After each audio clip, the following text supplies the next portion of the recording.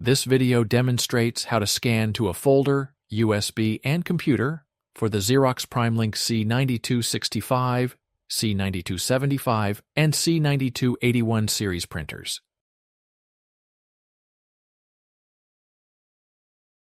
To scan a document to a computer, load the original documents on the document glass.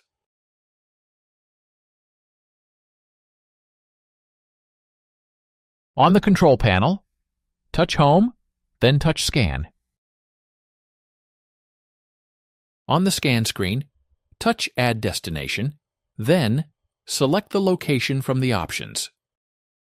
If you select SMB, FTP, or SFTP as destination, then enter the details for each of the fields and click OK.